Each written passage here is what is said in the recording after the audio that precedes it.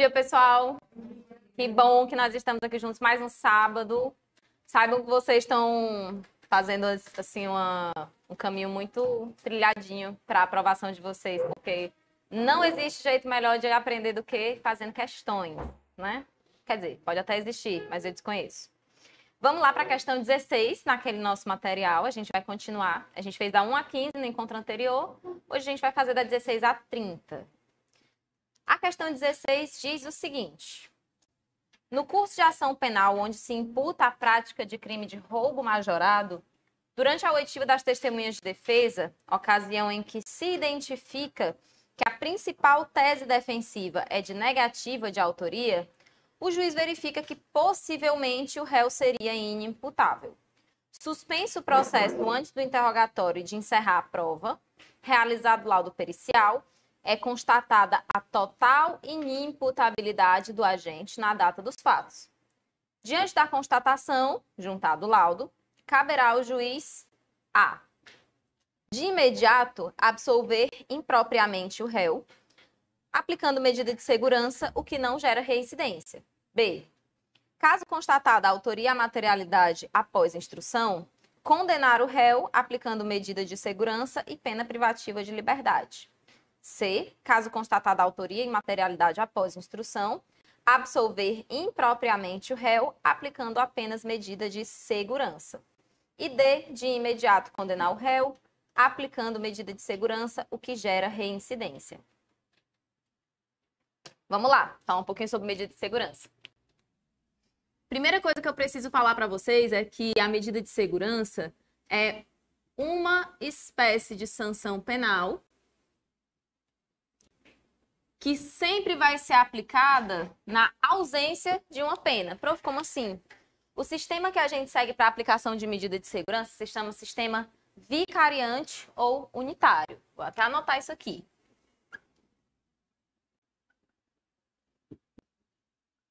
Sistema vicariante ou unitário. Quer dizer que o juiz não pode acumular pena com medida de segurança. O juiz vai aplicar ou somente a pena ou somente a medida de segurança. Tá, professora, mas para quem? A medida de segurança é uma forma de cumprimento de sanção penal, mas também de tratamento, para as pessoas que são consideradas inimputáveis nos termos do artigo 26, parágrafo único.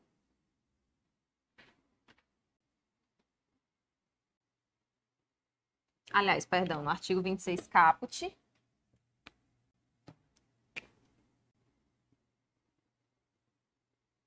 E ainda, de acordo com o artigo 96, o juiz pode também conceder medida de segurança para as pessoas semi-imputáveis que ele julgue que não deveriam estar cumprindo uma medida privativa de liberdade. Prof, como assim? Vocês lembram que nesse tema aqui, né, de imputabilidade, eu tenho uma pessoa que tem zero capacidade de entender o que está fazendo, que é essa pessoa aqui do caput. Eu chamo ela de inimputável. Ela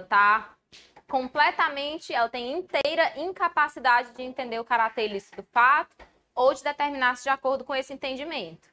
Já que falta para ela a imputabilidade, o fato não é culpável e, portanto, o que ela cometeu não foi crime. No caso do inimputável, o juiz não tem para onde correr. Ele não pode condenar se o crime não existe. Então, o juiz vai expedir uma sentença absolutória, começando. O semi-imputável é um negócio um pouquinho diferente. Ele está no parágrafo único. Lá no artigo 26, parágrafo único, vocês lembram que tem lá uma redução de pena de 1 a 2/3 se o juiz perceber que o agente não tem plena capacidade de entender o que está acontecendo, de entender o caráter ilícito do que ele faz ou de determinar-se de acordo com esse entendimento. É a pessoa que é mais ou menos assim, ela não é totalmente inimputável, mas ela também não é sã. Então, o juiz vai ter essa disposição aqui no 26, parágrafo único, de performar aqui, de fazer uma redução de 1/3 a 2/3. O problema é que são muitas pessoas semi-imputáveis e algumas delas se dariam muito melhor cumprindo uma medida de segurança do que cumprindo uma pena privativa de liberdade no estabelecimento comum, mesmo que reduzida. Então, o juiz pode optar por reduzir ou, então, por aplicar essa medida de segurança em substituição.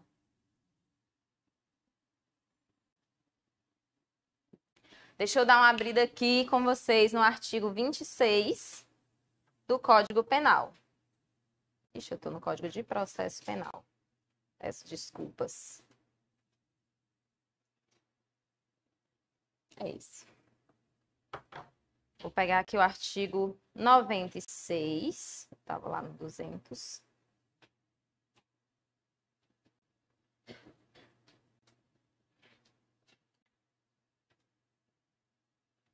O artigo 96, o artigo 97, perdão, diz o seguinte.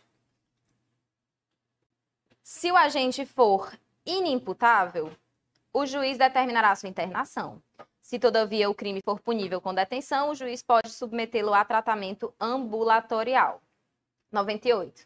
Na hipótese do parágrafo único do artigo 26 deste Código, e necessitando o condenado de especial tratamento curativo, a pena privativa de liberdade pode ser substituída pela internação ou tratamento ambulatorial pelo prazo mínimo de 1 a 3 anos, nos termos do artigo anterior e dos respectivos parágrafos 1 a 4.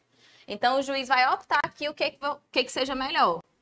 Se houver essa necessidade, o juiz perceber que precisa de especial atenção, de especial caráter curativo no cumprimento da sua sanção, ele vai substituir. Ao invés de reduzir a pena, ele só aplica uma medida de segurança em substituição. Vocês estão vendo o sistema, ele sempre é um só. Sempre é direto para a medida de segurança ou, quando o juiz tenha duas opções, ele não pode aplicar as duas em cumulação. Certo? A sentença, eu acabei de dizer que a sentença do inimputável, ela tem que ser uma sentença absolutória, certo? Só que a sentença absolutória, propriamente dita, é aquela que faz com que o agente não tenha mais nenhum vínculo. O agente sai e não deve mais nada a ninguém, não tem mais nada a cumprir, não tem deveres a apresentar, nada. Como essa sentença do inimputável vai colocar ele numa medida de segurança, vai imputar a ele uma medida de segurança, a gente não, sabe que ela não vai ser uma absolutória normal. Então, essa sentença se chama absolutória imprópria. Vocês conseguem ver essa situação aqui no artigo 386, parágrafo único, se eu não me engano, no inciso 3 do Código de Processo Penal. O juiz, na sentença absolutória, inciso 3, aplicará medida de segurança se for cabível. Imprópria, porque se fosse, quando é a própria, ele não tem mais nenhum vínculo. A absolutória imprópria é como se o juiz dissesse, olha, faltou um elemento do crime. Condenar você eu não posso, eu estou de mãos atadas, não consigo. Mas eu também não posso te absolver dizendo que você não tem relação alguma com o fato. Eu tenho que, por mais que eu reconheça que não ocorreu crime, impor a medida de segurança dentro dessa sentença absolutória. A sentença absolutória própria não tem nada. Tem zero vínculos do absolvido com o Estado. Agora, a sentença absolutória imprópria permanece com esse vínculo, ele precisa cumprir a medida de segurança. Vamos voltar para as alternativas. A A fala que de imediato o juiz vai absolver impropriamente o réu, aplicando medida de segurança. Mas e se o réu, mesmo inimputável, não tivesse feito nada? Tem que ter a constatação de autoria e materialidade antes do juiz resolver aplicar qualquer medida, seja pena, seja medida de segurança. Então, de imediato, ele já não pode absolver impropriamente o réu. B. Caso constatada a autoria e a materialidade após a instrução, condenar o réu aplicando medida de segurança e pena privativa de liberdade. Condenar também não vai rolar, porque se não tem um crime completinho, se falta um elemento do crime, que é a imputabilidade, tem que ter mais de 18 anos e ser capaz, o juiz já não pode condenar o réu. A B também está errado. A alternativa C fala assim: caso constatada a autoria e materialidade após a instrução, absolver impropriamente o réu, aplicando apenas medida de segurança. A C é a nossa alternativa correta, bonitos. O juiz vai primeiro constatar se foi mesmo o agente, se o fato que foi praticado existe, né? A materialidade do fato, no caso, e a autoria, se esse fato se pode imputar a essa pessoa. E vendo que ela é uma pessoa inimputável, aí sim é que ele vai absolver impropriamente, aplicando a medida de segurança. A D fala em condenação e em reincidência, nenhum dos dois é verdade. 17. Preocupado com a eficácia do efeito de ressocialização da pena, deputado estadual, estudando sobre os benefícios previstos na legislação a condenados, solicita esclarecimentos sobre as previsões legais atuais sobre livramento condicional a consultor. Com base nas previsões da legislação penal brasileira, deverá ser esclarecido que a. Não se admite concessão de livramento condicional aos condenados primários pela prática de crimes hediondos. Aos condenados primários se admite sim. Prof, onde é que eu acho isso? Eu posso estar enganada porque eu estou tentando lembrar de cabeça, mas eu tenho quase certeza que é o artigo 83, inciso 5.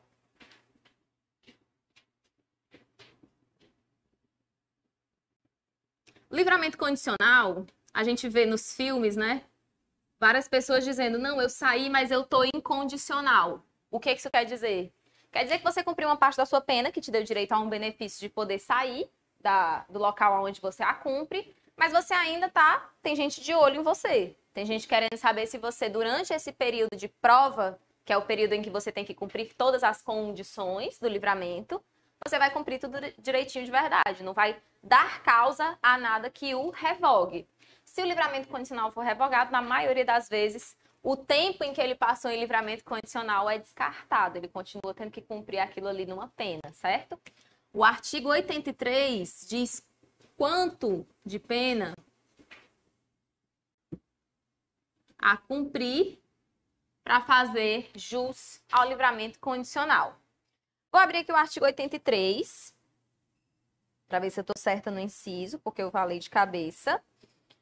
O inciso 5 diz: o juiz poderá conceder livramento condicional ao condenado a pena privativa de liberdade igual ou superior a 2 anos, desde que, inciso 5, cumpridos mais de 2/3 da pena, nos casos de condenação por crime hediondo, prática de tortura, tráfico ilícito de entorpecentes e drogas afins, tráfico de pessoas e terrorismo, se o apenado não for reincidente específico em crimes dessa natureza. Detalhes, vamos lá, devagar. Aqui no inciso 5, primeiramente o quantum da pena. Ele fala mais de 2/3. Eu fui condenada por um crime hediondo. Ou eu fui condenada por um crime de tortura. Ou eu fui condenada por um crime de tráfico. E também de tráfico de pessoas, não é isso? Tráfico de drogas. E também tráfico de pessoas. Vê se eu esqueci algum. Tortura, tráfico de drogas e terrorismo. Tortura e terrorismo que falta.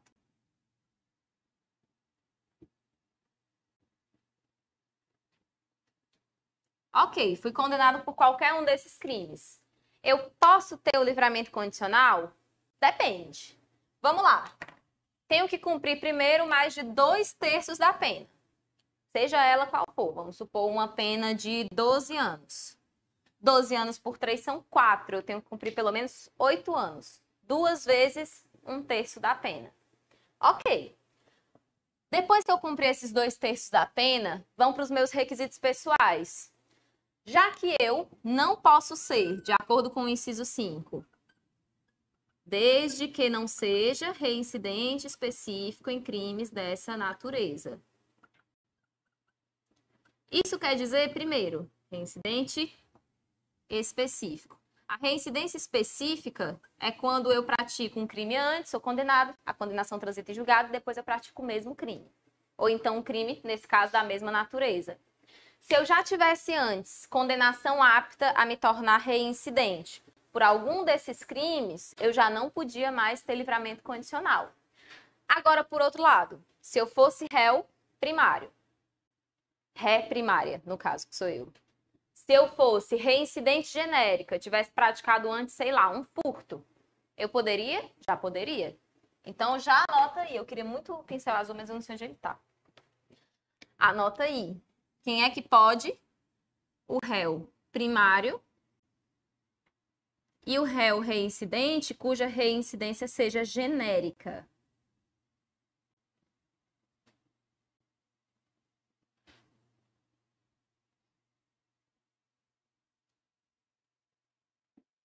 Ok.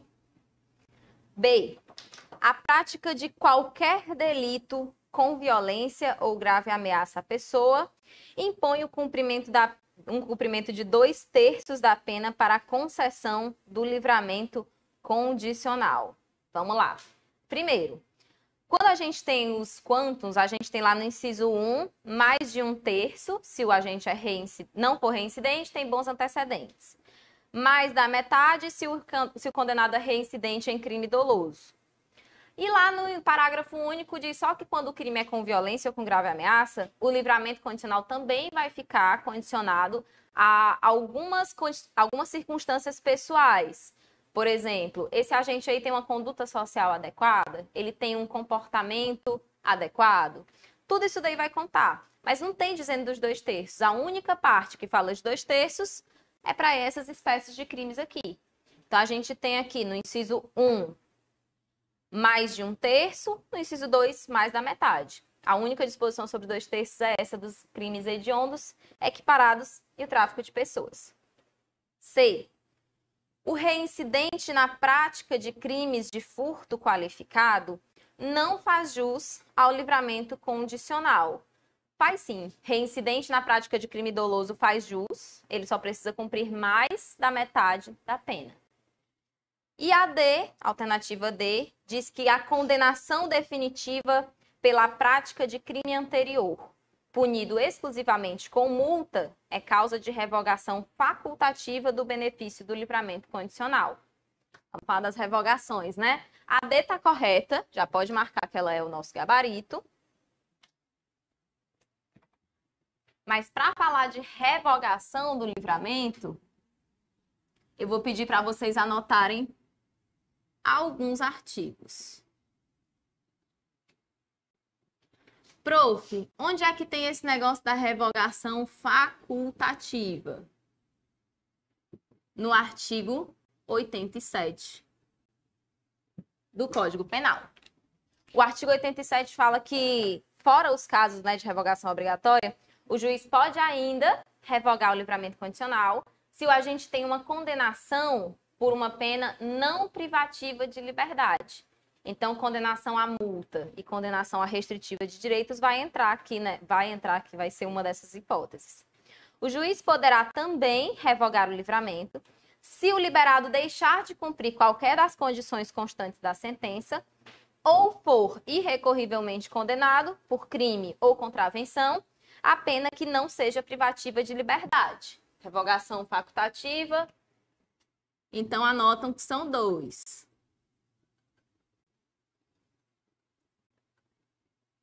Descumprimento das condições.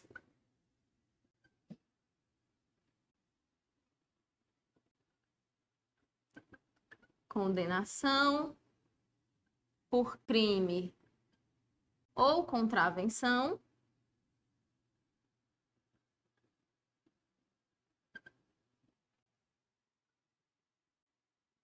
A pena não privativa de liberdade.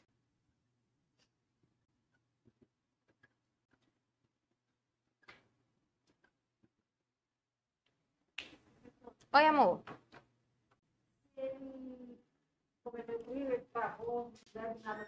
Uhum. Ele fica reincidente por um período de 5 anos, depois da extinção da pena ou do livramento condicional. Depois desses 5 anos, ele volta a ser primário, mas ele fica com maus antecedentes. Mas ele volta a ser primário, sim.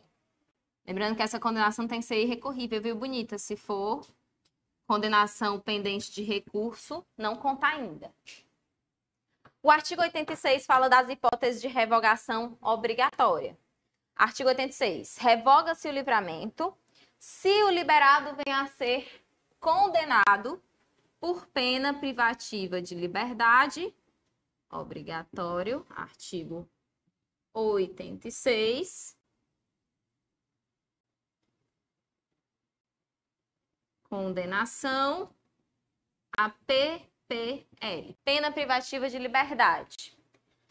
1. Por crime cometido durante a vigência do benefício.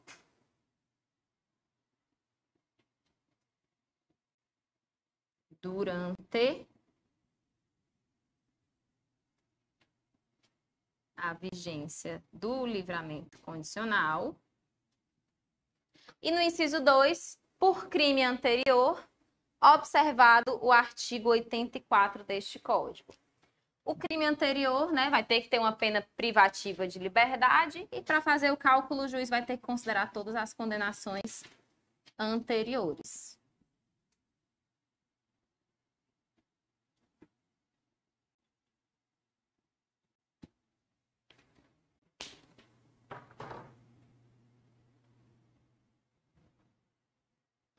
Prof, toda vez que o livramento condicional for revogado, quer dizer que o juiz vai desconsiderar todo o tempo que ele passou em livramento condicional? Vai deixar para ele cumprir esse tempo na pena? Vou dar um exemplo.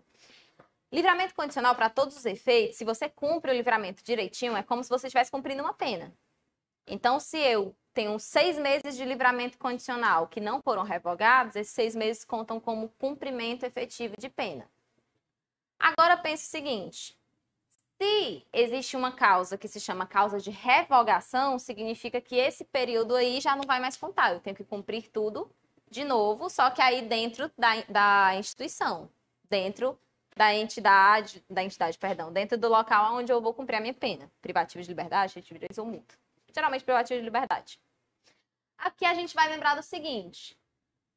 E se o agente tiver sido condenado por um crime anterior a esse benefício do livramento condicional? Um crime que ele praticou antes, tinha nada a ver com a época que ele estava cumprindo o livramento condicional. Ainda assim, desconta todo o tempo? A resposta é que não. Esse é o único caso em que não desconta. Olha o artigo 88. Revogado o livramento, não poderá ser novamente concedido e, salvo quando a revogação resulta de condenação por outro crime anterior àquele benefício, não se desconta na pena o tempo em que esteve solto o condenado. Então, geralmente, eu desconto da pena se a pessoa cumpriu direitinho o livramento condicional. Se ela quebrou, por exemplo, por um crime que ela praticou durante a vigência do livramento condicional, foi condenada. O tempo do livramento condicional agora já foi embora. Não pode mais ser descontado da pena. Prof, então a única hipótese em que eu posso dar esse benefício para o réu e descontar da pena é quando ele tenha cumprido, quando ele tenha tido o livramento revogado por crime anterior?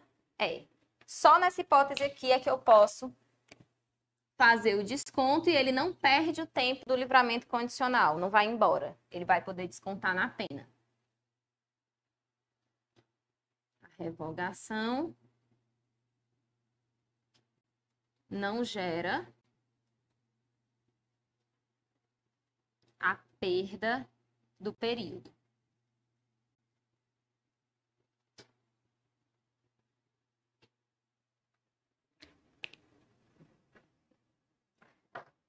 Próxima questão, questão de número 18. Enquanto cumpria pena em livramento condicional, Jaqueline vem a ser condenada novamente pela prática de crime, sendo aplicada pena privativa de liberdade, havendo trânsito em julgado. O crime, porém, que justificou a segunda condenação, era por fato anterior àquele que impôs a condenação da pena que cumpria em livramento condicional.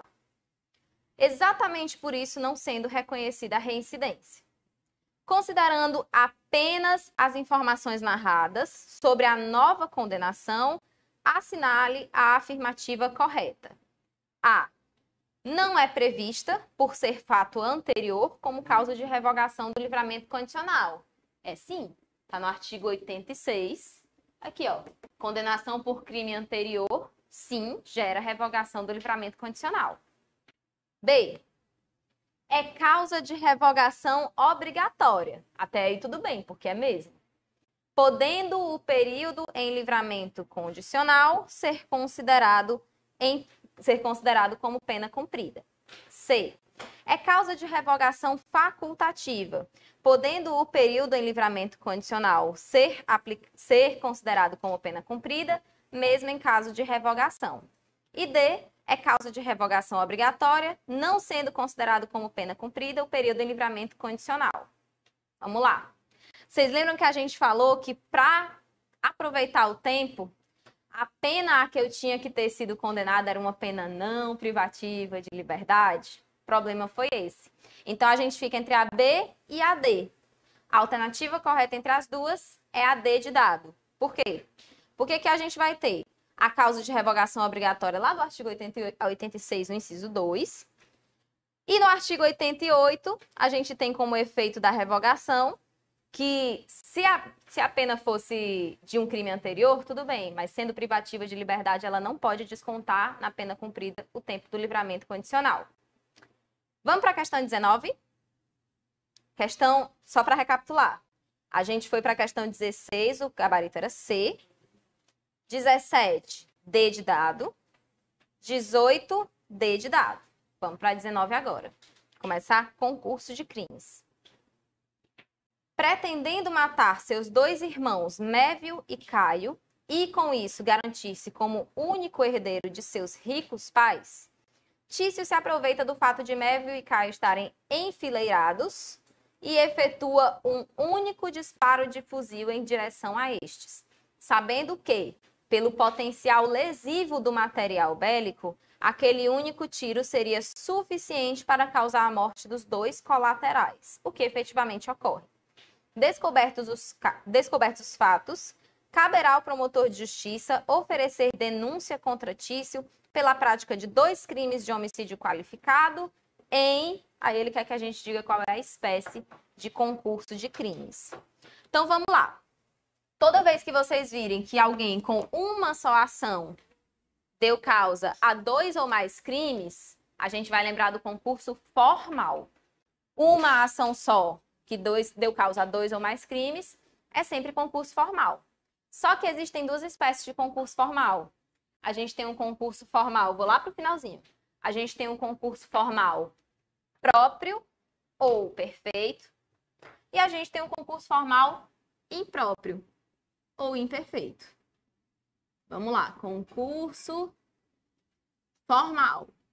Como eu identifico, professora, para começar assim, para eu me situar na questão que o concurso é formal, para depois eu ver qual é a espécie. Você identifica porque o agente com apenas uma conduta, pode ser uma ação ou uma omissão, conseguiu praticar 2 ou mais crimes que podem ser idênticos e podem não ser. Idênticos ou não. Tem até uma classificação doutrinária que diz que se você pratica crimes idênticos, esse concurso é homogêneo. E se você pratica crimes diferentes, esse concurso é considerado heterogêneo. Nesse caso, como ele matou 2 pessoas, foram 2 crimes idênticos. Então, para começar, né, homogêneo. Mas se ele tivesse, por exemplo, matado um e só lesionado o outro, seriam não idênticos e, portanto, heterogêneo. Ok. Qual que é, professor, esse negócio da diferença entre o concurso formal próprio, puro ou perfeito,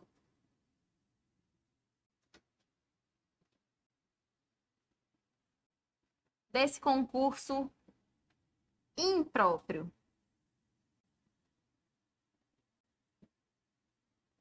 Impuro ou imperfeito.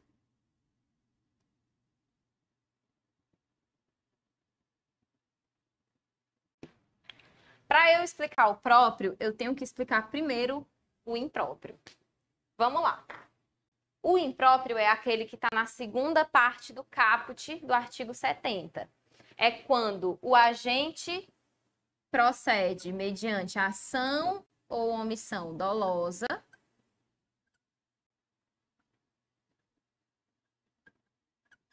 pratica uma só ação ou uma só omissão sempre, mas essa ação ou omissão é necessariamente dolosa. E os crimes que ele queria praticar resultam de vontades independentes, de desígnios autônomos. É assim que tem lá, desígnios autônomos.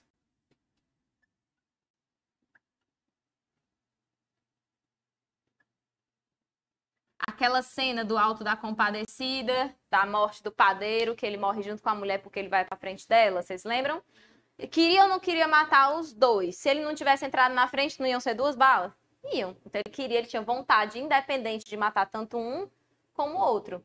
Só que, já que ele entrou na frente, ele disse, ótimo, vou matar os dois, mas eu vou matar com uma bala só.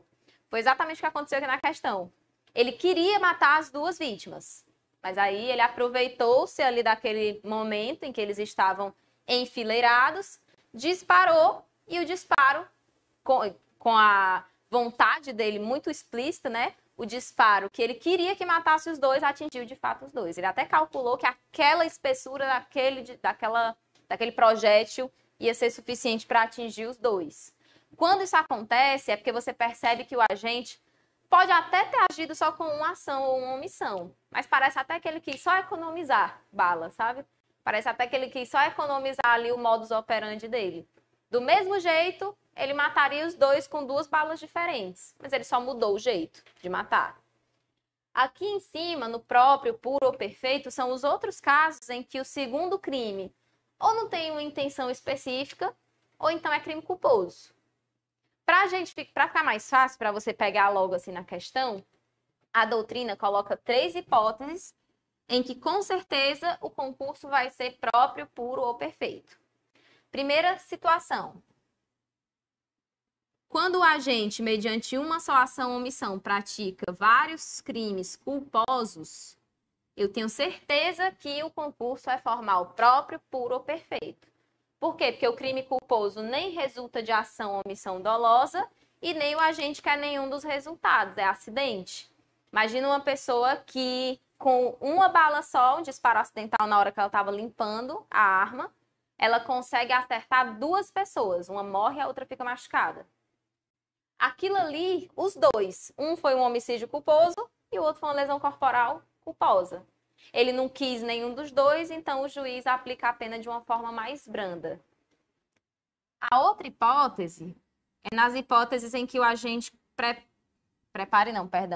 pratique um crime doloso seguido de um ou mais crimes culposos. Culposo ou culposos. Aqueles casos de erro na execução, sabe? Quando o agente quer matar só uma pessoa, mas acaba que a bala, por acidente ou erro na hora dele disparar, atinge 2 ou mais pessoas. Nesse caso, eu sei que o primeiro ele queria. Então, ó, ação ou omissão é dolosa, sim. Mas todos os crimes resultantes não partiram de uma vontade dele. Um foi. Os outros que foi acidente ou erro já não foram da intenção dele, já não foram de vontade dele. Não tinha vontade independente, não tinham desígnios autônomos. E por último, esse daqui eu acho mais cascudinho, mas não tem problema. É quando eu tenho crimes dolosos sem desígnios autônomos.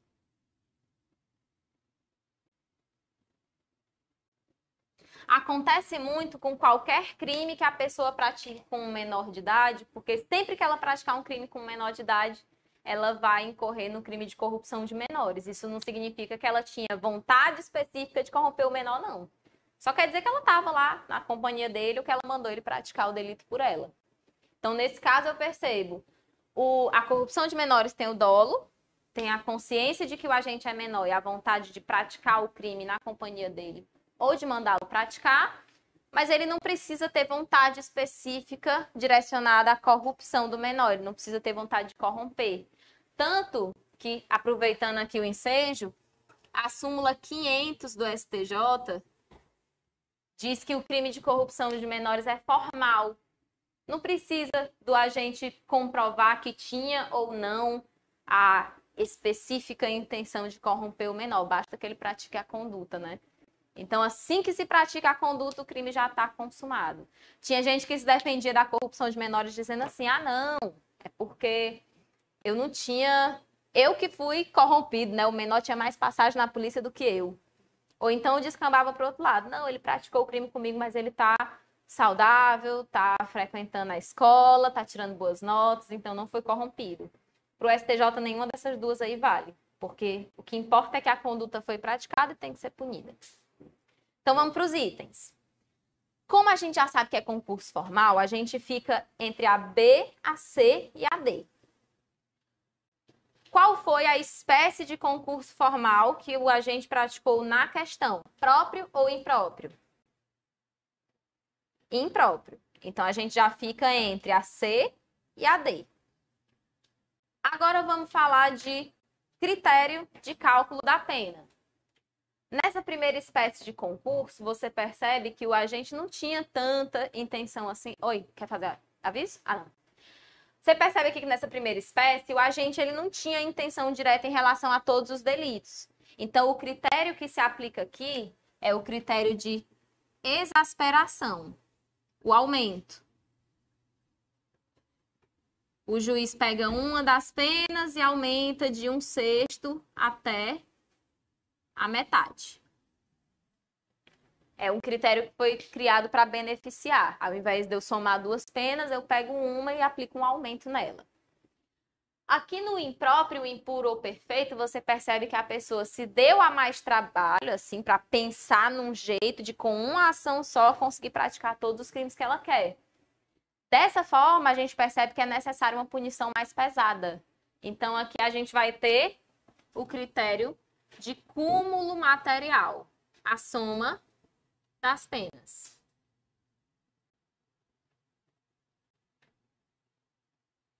Em outras palavras, o agente vai ser condenado por 2 crimes de homicídio e o juiz, ao invés de aumentar a pena só de um deles, soma as duas e aplica as duas.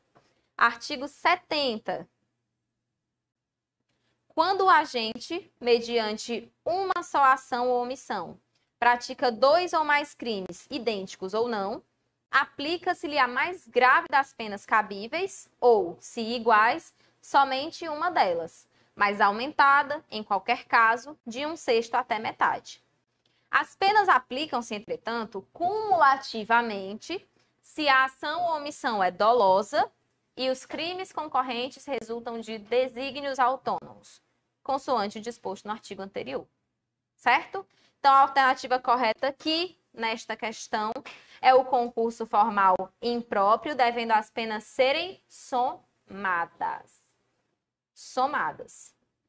Coloquem aí que o gabarito dessa questão pode ser encontrado no artigo 70, caput, segunda parte. Do CP, né? Questão 20. Walter, 30 anos, foi denunciado pela prática do crime de estupro de vulnerável. Artigo 217-A, parágrafo 1º do CP, pena de 8 a 15 anos de reclusão. E corrupção de menores, artigo 244-B da Lei 8.069/90, com pena de 1 a 4 anos de reclusão, em concurso formal de delitos. Pois, segundo a consta da denúncia, na companhia de seu sobrinho de 16 anos, teria praticado conjunção carnal com vítima de 22 anos que possuía deficiência mental e não poderia oferecer resistência. Consta do procedimento a informação de que o adolescente responderia a outra ação socioeducativa pela suposta prática de ato infracional. Os fatos são integralmente confirmados durante a instrução de modo que o Ministério Público requer a condenação nos termos da denúncia. A defesa, porém, requer a absolvição do crime de corrupção de menores e a aplicação da pena mínima do estupro. Considerando as informações narradas e que não há circunstância a justificar a aplicação da pena de qualquer dos crimes, em caso de condenação acima do mínimo legal, no momento da sentença, a. Não deverá ser reconhecida a corrupção de menores diante do passado infracional do adolescente. O passado infracional do adolescente importa, negada? Súmula 500. Não importa se ele já estava corrompido ou se ele não foi efetivamente corrompido. O que importa é que o maior de idade praticou a ação na companhia dele. Então, isso não é uma defesa que vá gerar qualquer benefício. O passado infracional do adolescente não vai importar. B. Deverá ser reconhecida a corrupção de menores, não havendo, porém, quaisquer consequências na aplicação da pena, já que o crime de estupro é mais grave. Opa! Se vai reconhecer os dois, algum reflexo na aplicação da pena isso vai ter, porque senão não faria diferença reconhecer ou não. C. Deverá ser reconhecida a corrupção de menores e, aplicando-se a pena mínima do estupro de vulnerável, diante do concurso formal, deverá, no caso, ser aplicada a regra de cumulação das penas. E D.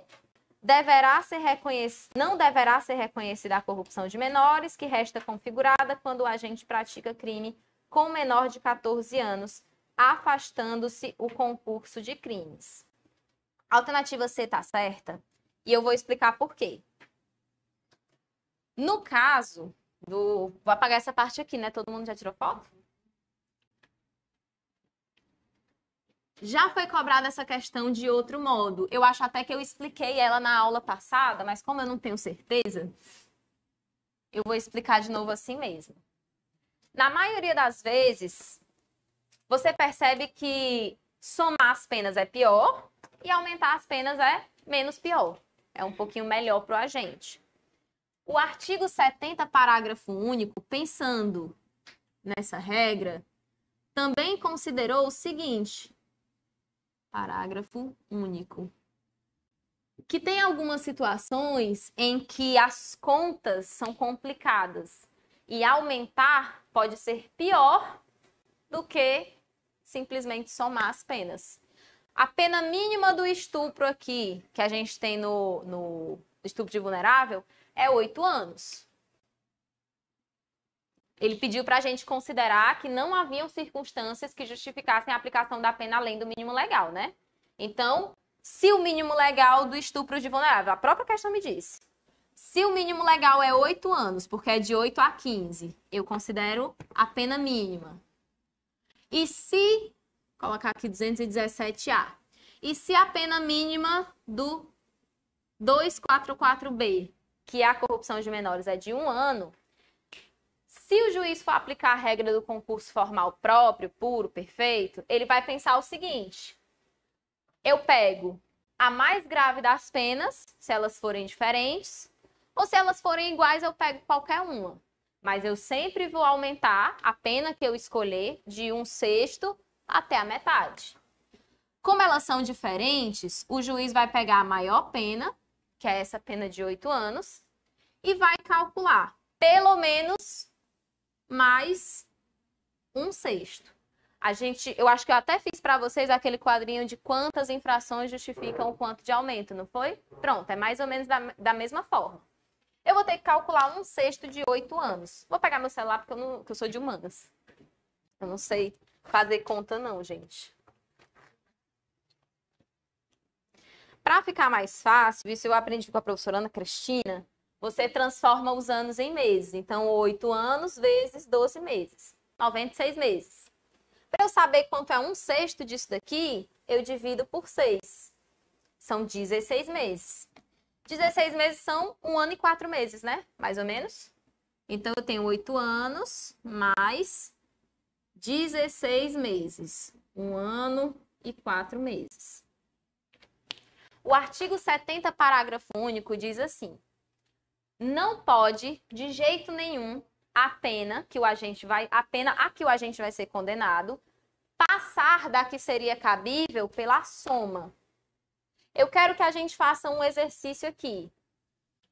Vocês estão percebendo que esse critério, que era para beneficiar, está dando para ele uma pena de 9 anos e 4 meses, né? 8 anos mais 1 ano e 4 meses.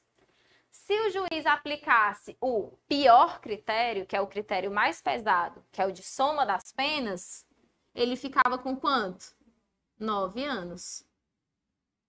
Como é que a gente chama quando eu coloco a regra do concurso, do cúmulo material, do concurso material, de forma para beneficiar o réu? Eu chamo de concurso material benéfico. Se você reparar, o artigo 70 só disse assim, ó, presta atenção. Concurso material benéfico. O artigo 70 só chamou a atenção da gente dizendo assim, oxe, presta atenção.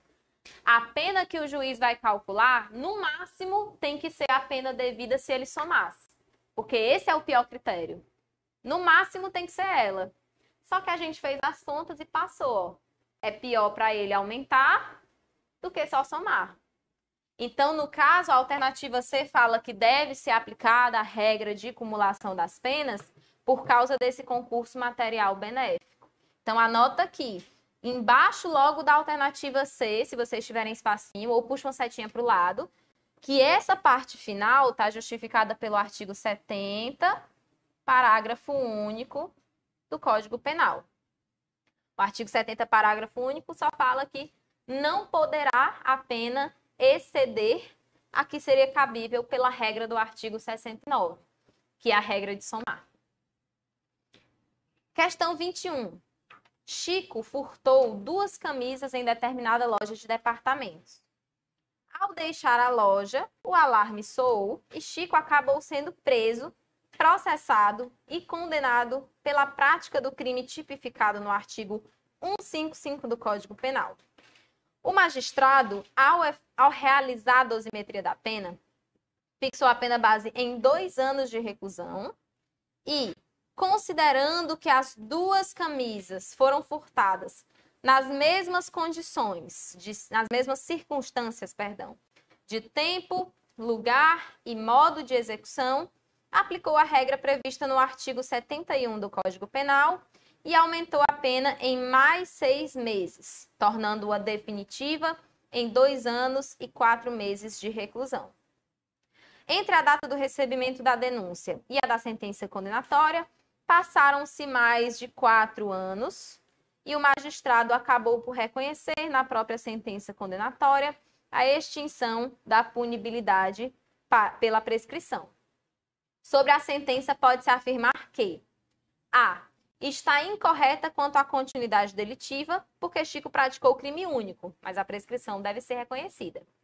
B. Está incorreta porque Chico praticou 2 crimes em concurso material. C. Está correta quanto à continuidade delitiva, mas incorreta quanto ao reconhecimento da prescrição. E D. Está correta quanto à continuidade delitiva e quanto ao reconhecimento da prescrição também. A gente falou de crime continuado, eu acho, assim, deve ter entrado, mas se não entrou, a gente fala agora. O concurso formal e o concurso material exige que o agente esteja na mesma situação fática quando ele praticou todas as ações e omissões. A continuidade delitiva já é diferente. Continuidade delitiva é como se fosse assim, ó, é um crime bem grande que eu vou repartindo em vários crimes menores. Eles têm todos que ser da mesma espécie, por exemplo, eu quero furtar 10 mil reais. Então, eu resolvo que eu vou fazer uma divisão aqui de 2.500 por cada vez que eu vou furtar. Então, aqui eu tenho 1, 2, 3, 4 ações que aconteceram em momentos diferentes. Isso caracteriza a continuidade delitiva. Como o agente, acho que foi o Chico, não é o nome dele, como ele pegou todas as 2 camisas na mesma ocasião, foi uma única subtração e ele conseguiu praticar 2 crimes de furto. No máximo, isso daí é concurso formal ou crime único, Porque foi uma subtração com 2 bens. Vocês sabem que a pessoa pode praticar um assalto só e pode levar seu celular, sua carteira, seu relógio, né? Só o fato dele ter levado 2 camisas não implica o concurso. Mas se implicasse, não ia implicar em continuidade delitiva. A continuidade delitiva tem que ser vários crimes que você foi percebendo, foi montando quebra-cabeça e disse, vale, isso aqui parece tudo que ele estava só voltando para continuar o que ele parou. Parece que ele estava só voltando para terminar o que ele começou antes. Isso daí sim é crime continuado, isso sim é continuidade delitiva. Então, primeiro, está incorreta quanto à continuidade delitiva. A alternativa A já pode estar certa. E é a única que pode estar certa, né? Porque elas estão tudo dizendo que a quantidade delitiva existe. Mas vamos lá. Por que que o Chico não praticou 2 crimes em concurso material? A gente falou, no caso, no máximo, isso seria uma subtração com 2 objetos. Então, se o juiz fosse muito trabalhoso, ele podia ainda colocar um concurso formal. Mas concurso material não dá para engolir. Aqui, na minha visão, é um crime único com 2 bens subtraídos. Só. Alternativa C.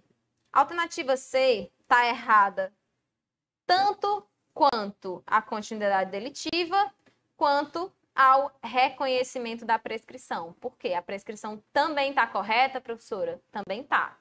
Vamos passar aqui para os finalmente para a gente dar uma checada nesse prazo de prescrição. Como é que eu calculo, professora? Assim, eu sei que vai ser meio difícil de aprender a calcular toda na cabeça, mas como é que eu calculo? Primeiro, para você calcular a prescrição, você vai precisar ou de uma pena imposta numa sentença, ou se você ainda não tiver essa pena, da pena máxima do crime, certo? Quando eu tenho a pena do crime, eu vou ter que ir pela teoria da pior hipótese. Como é isso? Eu tenho que pensar, e se o juiz fizesse de tudo para condenar esse cara da pior forma possível? Estaria prescrito? Porque se estiver, é porque está prescrito de qualquer maneira. Então, a gente vai esticar a baladeira para ver se a gente consegue abarcar todas as situações que poderiam prejudicar o réu e, mesmo assim, o crime está prescrito. Aqui, a gente já tem uma pena, né, imposta. Então, a prescrição, depois que existe uma pena, ela é regulada pela pena imposta na sentença. Então, a gente vai ter, primeiro, tem outra súmula que a gente precisa lembrar também. A súmula 497 diz que, mesmo que o juiz reconheça uma continuidade delitiva, a prescrição se regula pela pena imposta na sentença sem o acréscimo da continuação. Então, se ele colocou a pena aqui em 2 anos de reclusão, e depois foi que ele aumentou e colocou mais esses 4 meses, a gente descarta os 4 meses e conta a prescrição só dos 2 anos. Vamos lá, se foi 2 anos, em quanto tempo prescreve essa pena? Eu vou lá no artigo 109 e vou procurar quanto tempo uma pena de 2 anos prescreve. Eu vou de baixo para cima porque ela começa do mais alto para o mais baixo. Então, já que eu quero achar uma pena pequenininha, eu começo de baixo para cima do inciso 6. O inciso 6 fala que se o máximo da pena é inferior a 1 ano, prescreve em 3. Mas eu não tenho uma pena inferior a 1 ano, eu tenho uma pena de 2 anos. 4, aliás, inciso 5. Em 4 anos, se o máximo da pena é igual a 1 ano ou, sendo superior, não excede a 2. Passaram-se mais de 4 anos e a própria questão me explicitou isso aqui no finalzinho do enunciado.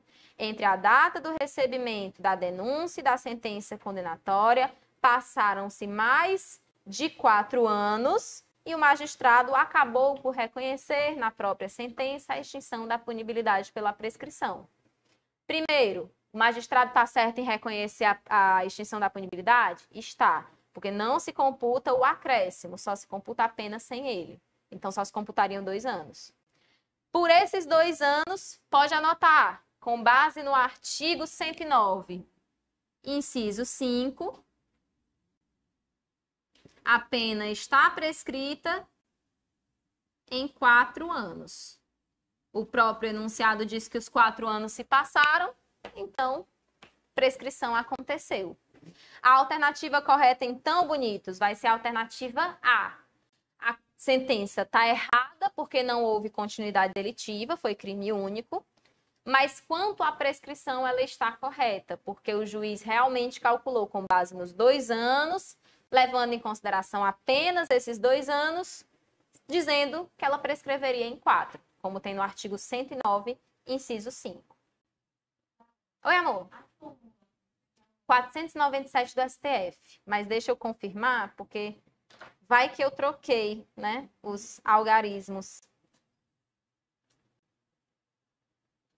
Mas eu tenho quase certeza que é.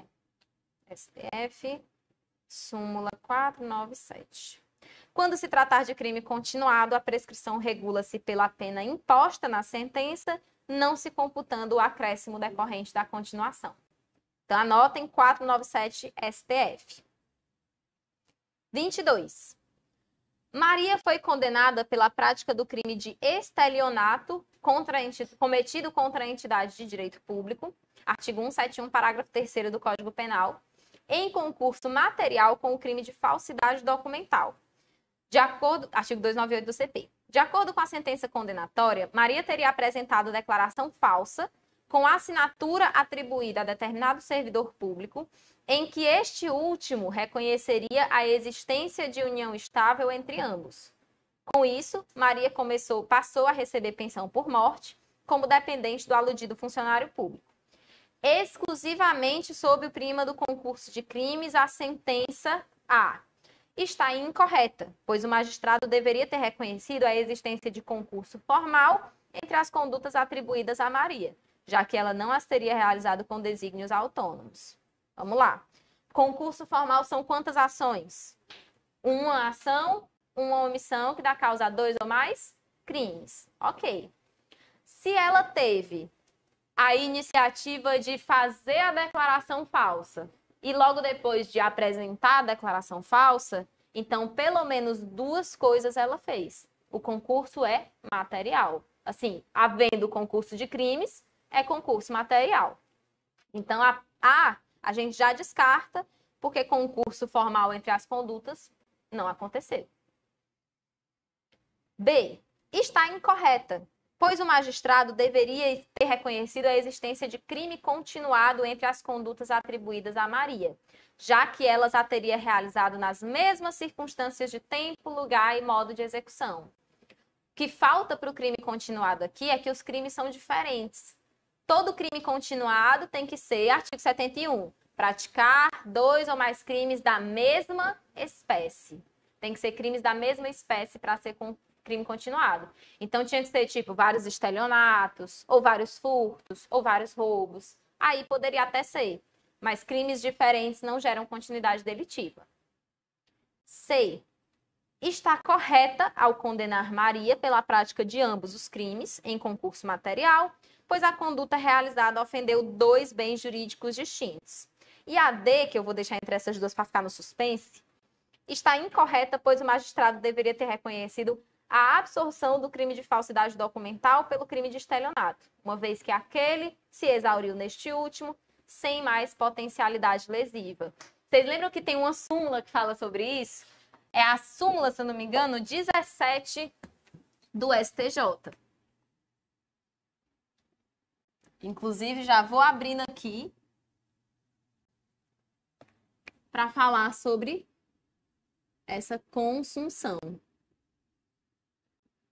Isso aqui é penal 1, viu? Se vocês não lembrarem, tá tudo bem. Às vezes ninguém lembra mesmo, é a vida. Consunção é a mesma coisa que absorção. Eu vejo que tem um crime que é mais amplo que o outro, que ele precisou praticar outro crime ali naquela espécie, ou que ele praticou mesmo sem precisar, mas porque era o meio de chegar até aquela finalidade. E aí eu percebo que, punindo o crime fim, eu já tenho punição suficiente, eu não preciso punir o crime meio também. Aconteceu isso na falsidade e no estelionato. Por quê? O que foi que ela falsificou? Foi uma declaração de união estável que só serviria para ela ganhar aquele benefício. Para outra coisa não servia. Então, o crime de falsidade, a gravidade dele foi toda para gerar o golpe que ela queria dar. Para outro fim, ele não serve. Então, aquela falsidade documental não tem mais potencial lesivo para gerar outros golpes, outros estelionatos. A súmula que a gente vai usar para resolver essa questão é a súmula 17 do STJ. Tomara que esteja certo, porque de cabeça é a 17. Deixa eu só achar aqui as súmulas do STJ. Quando o falso, qualquer crime de falsidade documental, quando o falso se exaure no estelionato, sem mais potencialidade lesiva, é por este absorvido. Quer dizer que toda falsidade documental vai ser absorvida? Não, só aquela que depois que o crime fim aconteceu, encerrou e não pode mais gerar dano. Então, a alternativa correta, D de dado, nos termos da súmula 17. Prof, quer dizer que não é concurso material? Era, mas aí incidiu esse princípio da consunção e um crime acabou absorvendo o outro. No final das contas, ela só deve ser condenada por um só. Uhum.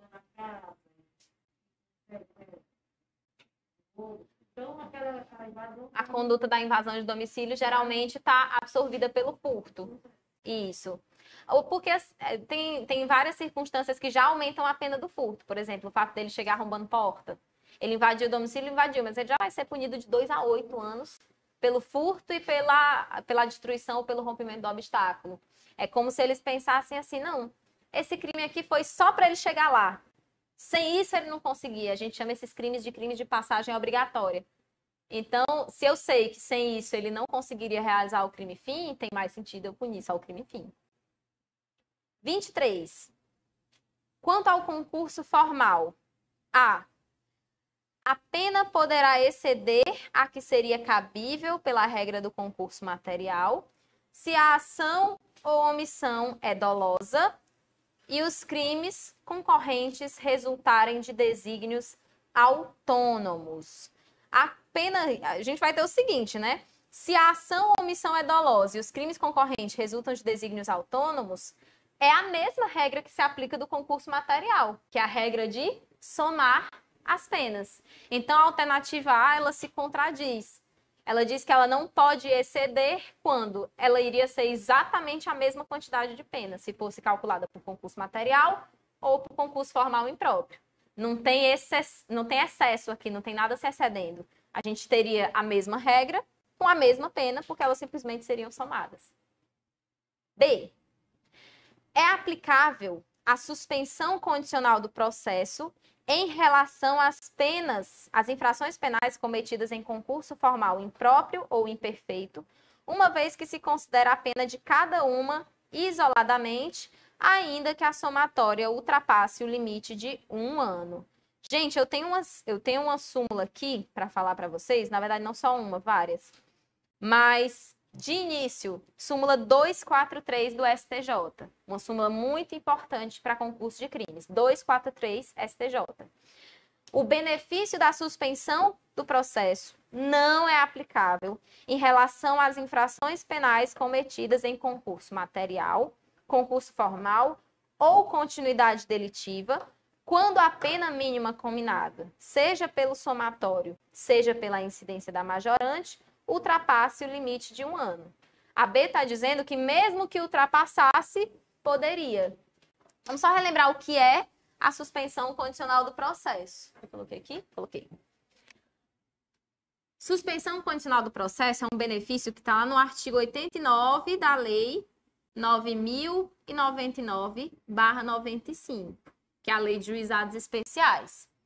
Ela tem um benefício que se aplica não só para os crimes do juizado, mas para quaisquer crimes, mesmo fora do juizado especial, mesmo na vara criminal, que a gente possa enxergar que a pena mínima, no máximo, chega até 1 ano.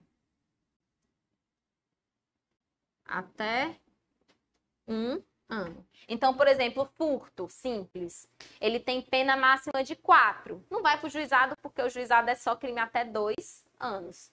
Mas mesmo fora do juizado, a pena mínima sendo 1 ano, ele pode ter o benefício da suspensão condicional do processo.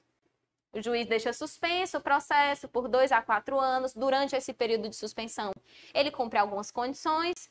E se ele cumprir todo o período sem a revogação acontecer, sem ele dar causa a essa revogação, o juiz julga extinta a punibilidade dele. É uma ótima barganha, é um ótimo caso.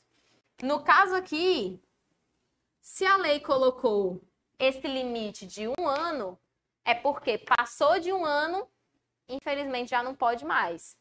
E dentro do concurso material e do concurso formal e do crime continuado, é muito possível que a gente tenha essa ultrapassagem de 1 ano. Por quê? Ou vai incidir no concurso formal e no crime continuado aquele aumento de pena, de pelo menos 1/6, ou então, lá no concurso material, as penas vão ter que ser somadas, ou então no concurso formal impróprio. As penas ou vão ter que ser somadas, ou vão ter que sofrer o aumento de alguma majorante de pena. Pode ser de 1/6 até a metade, se for concurso formal, e pode ser de 1/6 a 2/3, ou até o triplo, se for continuidade delitiva. Então, veja, passou de 1 ano, não tem mais conversa. Pode ser que passe de 1 ano, porque foram vários crimes praticados em concurso material. Por exemplo, uma pessoa que praticou ameaça, 6 meses a 1 ano e multa.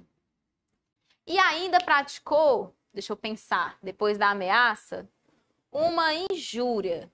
Tá aqui no artigo 140. A injúria tem pena de 1 a 6 meses ou multa. Não, é outro crime. Deixa eu botar outro crime que a injúria tem pena menor do que eu pensava. Ou então ele praticou um crime de calúnia. Calúnia. 2 crimes de calúnia em concurso formal. 6 meses a 2 anos, mas como foram 2, eu conto 2 vezes. Ó, isso daqui foi uma ameaça que o agente praticou. Isso daqui é uma calúnia. Essa daqui é a segunda calúnia. Imagina que ele praticou os 3, assim, mais ou menos no mesmo contexto fático. Eu tenho 3 crimes em concurso material. Será que pode haver a suspensão condicional do processo? Se fossem 2 crimes, até poderia, porque 6 mais 6, ele ia somar as penas, ia chegar até 1 ano, ia estar dentro do limite. Mas como foram 3 crimes praticados pelo agente, 6 mais 6, 1 ano, mais 6, 1 ano e 6 meses. Passou de 1 ano, não pode. Posso estar diante também de 2 furtos em concurso formal. Reclusão de 1 a 4 anos. Se ele praticou 2 infrações, o juiz vai ter que, no mínimo, fazer aquele aumentozinho de 1/6, né? Então, o juiz vai calcular a pena, levando em consideração a pena do artigo 155, que é de 1 a 4 anos, e vai ter que considerar também o aumento de 1/6, que é devido pelo concurso, porque foram 2 crimes praticados. Quando o juiz aumentar de 1/6, com certeza essa pena aqui vai sair de 1 ano. Então, para esses crimes aqui, eu já não posso ter suspensão condicional do processo.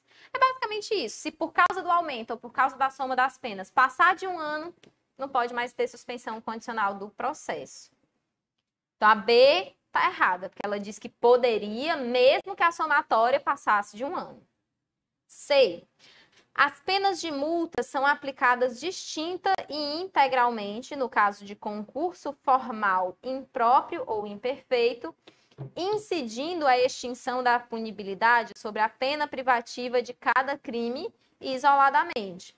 Não só para o concurso formal imperfeito, mas o artigo 72 diz que no concurso de crimes eu não tenho aumento de pena de multa, não. Se ele tiver que responder por 3 penas de multa, ele vai responder pelas 3 e cada uma prescreve só. Cada crime também no concurso de crimes corre o seu próprio prazo de prescrição. Imagina uma pessoa que praticou uma lesão corporal culposa e um homicídio culposo na mesma hipótese, no mesmo contexto. Quando a lesão corporal culposa prescrever, ela não arrasta o outro crime, não. O outro crime ainda vai continuar correndo até que chegue o tempo dele próprio prescrever. Um não arrasta o outro. Então, primeiro, anotem o artigo 72. As multas no concurso de crimes são aplicadas distinta e integralmente. E, por gentileza, vejam também o artigo 119, se eu não me engano, que diz que no caso de concurso de crimes, a extinção da punibilidade incide sobre a pena de cada um de forma isolada. Cada um prescreve só. 72 e 119. Todos os dois do CP. A alternativa C, portanto, está correta. As penas de multa são aplicadas distinta e integralmente, não só no caso de concurso formal impróprio, mas em todos os casos de concurso de crimes. E a extinção da punibilidade incide sobre a pena privativa de liberdade de cada crime isoladamente. Essa parte final é a do artigo 119. O comecinho do item C, artigo 72, o finzinho, artigo 119. E D, a concurso formal próprio, quando o agente, mediante uma só ação ou omissão, pratica 2 ou mais crimes da mesma espécie, aplicando-se a mais grave das penas cabíveis, ou, se iguais, somente uma delas, mas aumentada em qualquer caso, de 1/6 a 2/3. Esse conceito aqui é do crime continuado, já não é do concurso formal. Então, anota aqui que o correto seria crime continuado nos termos do artigo 71 do Código Penal. Questão de número 24.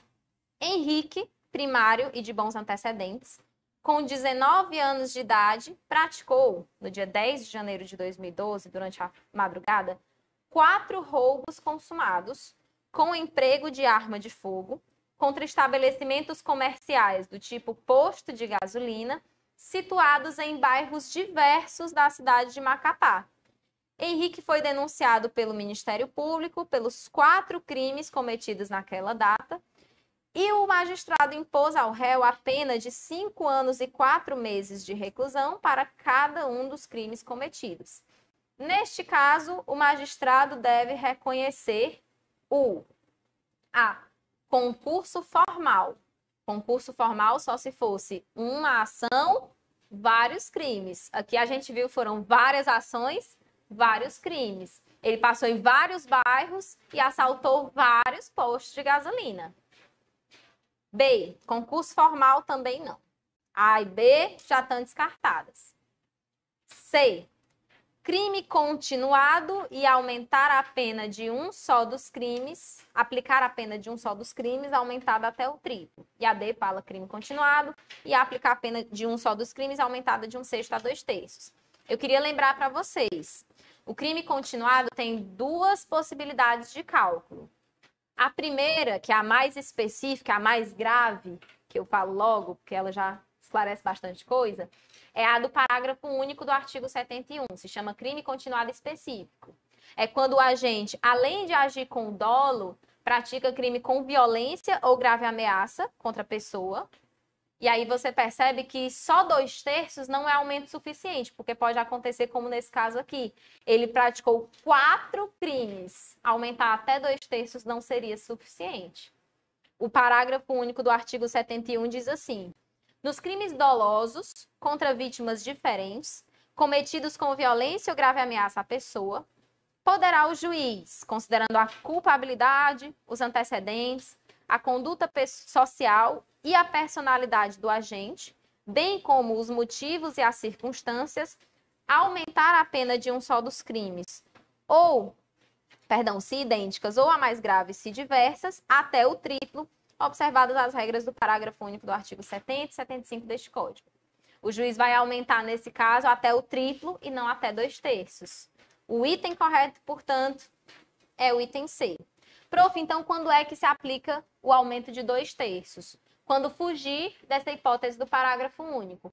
Quando for um crime sem violência ou sem grave ameaça, ou quando não tenha vítimas diferentes, esse tipo de situação que fuja à descrição do artigo 71. 25. Mário, ao chegar em casa, deparou-se com uma tragédia. Seu filho André, um jovem de 20 anos, manuseava, sem o cuidado devido, uma arma de fogo pertencente a seu pai, quando esta acidentalmente disparou e o projétil veio atingir uma funcionária da casa. Sabendo que o disparo fora acidental, mas temendo pelas consequências do lamentável episódio para a vida do seu filho, optou Mário por não procurar as autoridades policiais. Ao contrário, ao anoitecer, transportou o corpo para um terreno baldio existente no seu bairro e ali deixou. Ocorre que a funcionária em questão, na verdade, estava apenas ferida e acabou sendo encontrada e levada para o hospital. Sobre as condutas de Mário e André, é correto afirmar que A.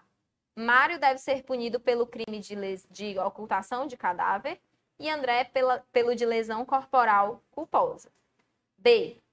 Mário deve ser punido pelo crime de ocultação de cadáver e André pelo de homicídio na forma tentada. C. Mário deve ser punido pelo crime de ocultação de cadáver na forma tentada e André pelo de lesão corporal também na forma tentada. E D. Mário não deve ser punido pela prática de crime e André deve ser punido pela prática do crime de lesão corporal culposa. Vamos aqui só analisando o enunciado, porque é isso que a gente vai fazer na prova. Se não tem cadáver, dá para ter ocultação de cadáver? Não dá. Então, ocultação de cadáver já não vai rolar, de jeito nenhum. Mas, professor, é porque ele pensava que, pois é, mas é porque sem o objeto material do crime, que é o cadáver, não pode haver ocultação. No que aconteceu ali foi um erro, né? O que aconteceu ali foi um erro de tipo. Ele achou que estava carregando um cadáver, mas na verdade ele não estava carregando nada. Parece um erro de tipo às avessas. E a conduta do filho dele, do André, como é que vai ficar? Ele responde por lesão tentada, homicídio tentado. Quando a gente viu tentativa, uma das coisas que eu fiz questão de falar logo de cara é que se o crime é tentado, com certeza ele é doloso. Porque crime culposo e crime préter-doloso não admitem a tentativa. Então, como foi um disparo acidental, a gente sabe que puxa mais para a culpa e que se puxa mais para a culpa não pode haver tentativa, porque crime culposo só vai ter punição pelo resultado e não pelo que ele queria fazer, até porque ele não queria fazer nada. Então, vamos lá. Acidentalmente disparou. A pessoa morreu? Morreu. É homicídio culposo. Acidentalmente disparou e a pessoa se machucou, mas não morreu? Então é lesão corporal culposa. Prof, a questão está tentando puxar para tentativa. Tentativa é só se o disparo fosse intencional e ele não tivesse conseguido matar a pessoa, porque eventualmente ela ficou desacordada. Imagina, ele queria matar a empregada, mas aí ela desmaiou e depois ela acordou no terreno baldio. A pessoa continuava, o pai dele, o Mário, continuava não respondendo por ocultação de cadáver porque não houve cadáver. Mas o André agora, nesse caso, disparando por querer, já ia responder por tentativa de homicídio. Então é diferente esse negócio da intenção. Se existe uma palavrinha assim, a banca sempre coloca, a FGV é mestre nisso, ela sempre coloca uma palavrinha assim, falta de cuidado, quebra de cuidado, descuido, ou então, como foi que ele botou aqui? Acidental. Quando ele fala disparo acidental, descuido, falta de cuidado, é sempre para a culpa. Por outro lado, quando ele fala risco, quando ele fala vontade, intenção, aí ele já puxa para o dolo, certo? Então, qual é a alternativa correta? A alternativa D. O Mário não deve ser punido pela prática de crime, já que não tinha cadáver para ele ocultar. E o André pune-se pelo resultado, que foi uma lesão corporal culposa, já que ele a disparou acidentalmente, é culpa, e a culpa você responde sempre pelo resultado gerado. 26. Paulo, querendo matar Lúcia, vem a jogá-la da janela do apartamento do casal. A vítima na queda não vem a falecer, apesar de sofrer lesões graves, tendo caído na área do apartamento térreo do prédio. Naquele local, vem a ser atacada por um cão raivoso que lhe causa diversas outras lesões que foram a causa da sua morte. De acordo com o caso apresentado e as lições acerca da teoria do crime, assinale a afirmativa correta. A. Paulo deverá responder por homicídio consumado, porque realizado o resultado por ele desejado desde o início. O artigo 13 do Código Penal, lá no caput, ele fala que o resultado de um crime só é imputável a quem deu causa. Então, se ele tivesse, assim, dolosamente jogado ela na direção desse cachorro para lhe ferir, se é a causa da morte, aí sim ele responderia por homicídio consumado. Mas o que aconteceu aqui parece mais com o que tem no artigo 13, parágrafo 1º, né? a superveniência de uma causa que tenha relação relativamente independente, mas que por si só causou o resultado. Como é que eu sei que por si só causou o resultado? Porque ela não morreu da queda, ela morreu do ataque. Até a queda acontecer, o que ele tinha feito era tentar matar. O que aconteceu depois foi uma concausa superveniente, relativamente independente, que por si só causou o resultado. Vou de novo. Causa, bota aqui. O parágrafo 1º do artigo 13. Aqui a gente tem que só exclui a imputação quando é uma concausa de tempo. Aconteceu antes ou depois, o cachorro? Depois. Então, superveniente. Quando a concausa é superveniente, ela sempre tem alguma relação. Porque, claro que se ela não tivesse caído, o cachorro não tinha atacado ela lá. Então, é sempre relativamente mais ou menos independente. Relativamente independente. E a gente vai procurar na questão se a ação do cachorro, a ação ali o ataque, foi a causa efetiva da morte dela. Vem a ser atacada por um cão raivoso que lhe causa diversas outras lesões que foram a causa de sua morte. Então, além de ser superveniente, relativamente independente, ela ainda é aquela que por si só causou o resultado. Que por si só causou o resultado. Quando acontece um negócio desse, professora? Quando vem outro evento posterior, que até tem relação com o evento anterior, mas que sozinho causou o resultado, por exemplo, o resultado morte. O que acontece com quem agiu antes? O que acontece com quem jogou ela? A pessoa vai responder pelos atos que praticou até essa concausa chegar. Quando ele jogou, quando ele a defenestrou lá da queda do apartamento, ela estava viva, não estava? Então, por enquanto, ele tinha só tentado matar. Tentou. Não conseguiu ainda. Ela não morreu porque a queda, por circunstâncias alheias à vontade dele, não a matou. Ela morreu depois. Só que depois já não foi de responsabilidade dele. Dessa forma, a gente vai ter aqui, no caso, vai ter uma tentativa de homicídio e a concausa superveniente relativamente independente, que por si só causou o resultado, exclui a imputação por esse resultado. Então, por consumado, ele não responde.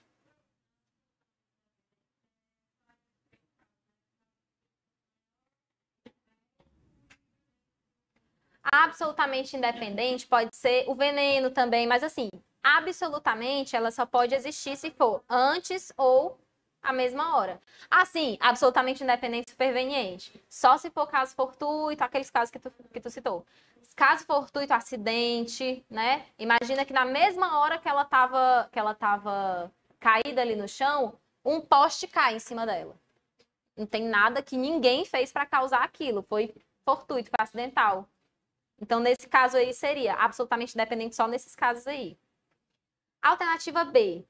Paulo deverá responder por lesão corporal grave em razão da quebra do nexo causal entre a sua conduta e o resultado morte. Só para vocês não perderem mais uma questão como essa.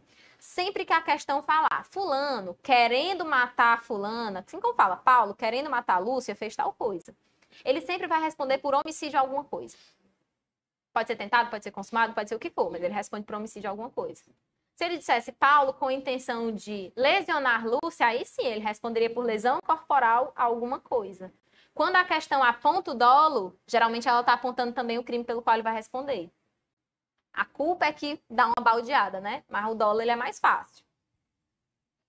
C. Paulo deverá responder por tentativa de homicídio por força do surgimento de causa superveniente relativamente independente que por si só causou o resultado. C. A questão a alternativa correta, então, podem marcar a alternativa C de casa. D. Paulo deverá responder por tentativa de homicídio por força do surgimento de causa superveniente absolutamente independente. Não teve nenhum poste, né? Teve o cachorro, então é a vida. Fazer o quê? 27. Hugo estava em via pública com o seu currículo na mão, considerando o fato de estar desempregado. Ao observar aquela situação, Carlos apresentou-se como funcionário da sociedade empresária que funcionava naquela rua e afirmou que teria um emprego para oferecer a Hugo. Para isso, Hugo precisaria inicialmente apresentar os seus documentos. Posteriormente, Carlos solicitou que Hugo lhe entregasse o seu aparelho de telefonia celular, afirmando que iria ao interior do estabelecimento comercial para registrar o Wi-Fi no aparelho. Hugo, então, coitado, entregou a Carlos seu celular e permitiu que ele fosse ao estabelecimento, combinando de aguardá-lo em via pública. 1 hora depois, entendendo que Carlos estava demorando, Hugo procurou no estabelecimento, descobrindo que, na verdade, Carlos nunca trabalhara no local e que deixara a localidade na posse do seu telefone assim que o recebeu. Os fatos são informados ao Ministério Público. Com base apenas nas informações expostas, a conduta de Carlos condiz com a figura típica do crime de estelionato, furto qualificado pelo emprego de fraude, apropriação indébita simples, furto simples. Vamos lá. Gente, entre essas questões aqui, essa talvez seja a minha preferida, porque é tão parecido, são tão parecidos o furto e a apropriação e o estelionato, que eles geram muita dúvida. Eu odiava demais.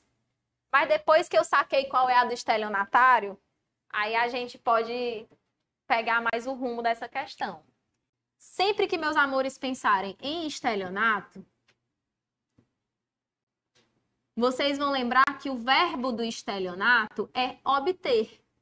Obter vantagem indevida, induzindo ou mantendo outrem em erro. Mediante fraude, ardil ou qualquer outro meio fraudulento. A fraude é aquela que ele usa para enganar. O ardil é aquele elementozinho corpóreo, tipo um cheque falso, que ele diz que você ganhou, que você tem que descontar. E os outros meios fraudulentos são quaisquer outros, né? Então, vamos lá. Como a gente fala de obter vantagem, vocês vão lembrar que se é estelionato, a vítima entregou o bem colaborativamente, de forma voluntária, porque ela foi enganada. Sempre te falo que o maior medo da vida é ser colocada sozinha numa sala com estelionatário, porque é capaz de eu entregar todos os meus bens a ele. Todo estelionatário é bom de conversa. Se ele não for bom de conversa, é porque ele ainda não é estelionatário, tá? Informação. Então a vida é assim, né? Então, ó, anota aí. Entrega voluntária do bem.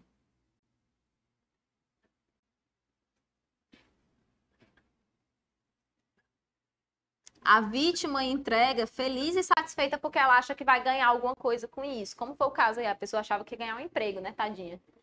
Entregou o celular para ele registrar o Wi-Fi só e tal, nunca mais voltou. Mas entregou colaborativamente, de forma voluntária, estelionato. Vocês já podem, inclusive, marcar que a alternativa é a alternativa correta.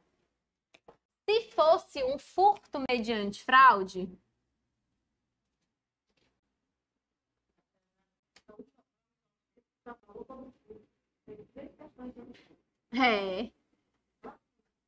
furto do nada. O furto mediante fraude, na verdade, é o furto qualificado pela fraude. Vai ser pena de 2 a 8 anos de reclusão e multa. Quando existe um furto mediante fraude, eu vou me lembrar, igualmente, como eu me lembrei do verbo do estelionato, eu vou lembrar que o verbo do furto é subtrair. Então, na subtração mediante fraude, a fraude é empregada para a vítima prestar menos atenção nos seus bens, para a vítima se distrair enquanto ele vai lá e pega. Imagina alguém que te puxa assim pelo braço e diz, ai não, vamos comprar aqui um bilhete, vamos comprar um totolec e tal, começa a falar. E do nada você deixa sua bolsa aqui descansada, sem prestar atenção. Outra pessoa chega e pega seu celular. Isso é furto mediante fraude. Teve uma pessoa que ficou te enganando, depois ela disse, vale, não, tenho que ir embora, eu trouxe a cartela errada, depois eu te acho. Aí ela saiu. Saiu ela, saiu o comparsa, o celular foi embora, você, pela fraude, foi passado um balão. Você não sabe nem o que aconteceu. Então, aqui no furto mediante fraude, a fraude é empregada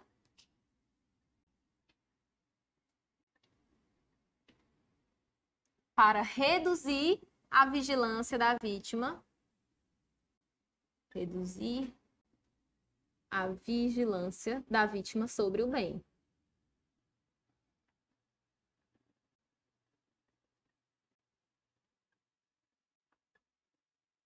Tinha uma questão que falava de furto mediante fraude, que era uma pessoa que trabalhava mesmo numa empresa de software, de conserto de computador, esse tipo de coisa.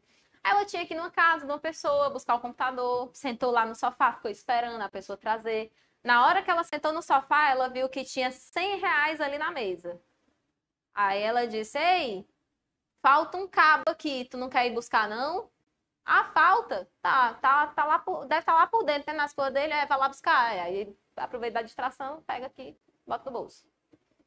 Usou a fraude para dizer, não, faltava tal coisa, vai lá buscar. Enganou para ir lá dentro e botar o dinheiro no bolso. Isso seria furto qualificado pela fraude. A apropriação indébita, ela é diferente porque, primeiro, tanto no furto quanto no estelionato, desde o começo a gente quer ficar com a coisa para ele. Tanto no estelionato, o que ele faz para conseguir a coisa é passar a conversa, até a pessoa entregar voluntariamente. E no furto, ele vai distrair a vítima até conseguir subtrair. Na apropriação indébita, seria legal que vocês anotassem que o dolo de assenhoramento, que é o dolo de animus reincipiabente, de você ter a coisa para si ou para outra pessoa, ele é posterior, esse dolo de assenhoramento. É a pessoa que se apossa das suas coisas. Vocês sabem aquela irmã? Vocês têm irmãos? Você sabe a irmã que pega a sua blusa emprestada? Você emprestou, você deixou, só que ela nunca mais devolve? Eu vejo que já tem pessoas se identificando. Eu sou a irmã que sofre, sabe? Porque a minha irmã, ela vai pegando as coisas, ela vai dizendo, ai, tão bonitinha essa tua blusa. Posso usar? Eu pode. Não é problema, é uma blusa. Ai, não, isso daí eu já não aceito. Apropriação indébita por tabela eu já acho demais. Mas a apropriação indébita é isso, é a pessoa ter a posse ilícita porque de fato alguém lhe deu para deter, para ficar consigo, para emprestar mesmo. E aí a pessoa não devolve mais. Ela se apropria do bem e fica para ela, ficando por isso mesmo. Quando eu andava com aquela bolsinha pequenininha, eu dizia logo, olha, essa bolsa aqui, alguém me deu para eu segurar. Dizendo, ei, segura aqui enquanto eu vou no banheiro. Só que eu tirei as coisas da pessoa de dentro da bolsa, depois que eu vi a bolsa que era bonitinha, concordei em segurar, mas depois eu vi a bolsa, tirei as coisas de dentro, coloquei as minhas e disse, tá aqui suas coisas, viu, amiga? Vou ficar com essa bolsa pra mim. Por quê? Porque eu resolvi, ela é tão bonitinha. Pronto, isso é apropriação indébita. Furto simples também não pode ser, o gabarito então vai ser a alternativa A. 28. Bruna, em razão de uma... Oi?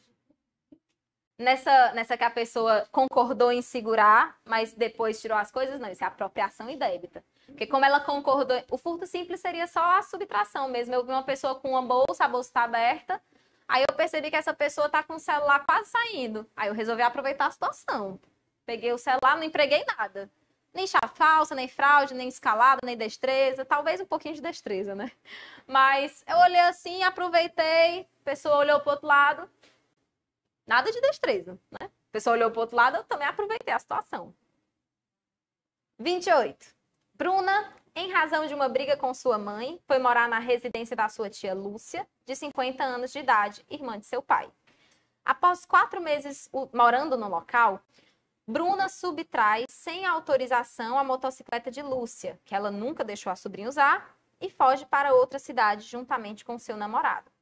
A tia, chateada com a situação, apenas conta o fato para a mãe de Bruna, mas afirma que nada fará do ponto de vista criminal, ou civil, pois gosta muito da sobrinha.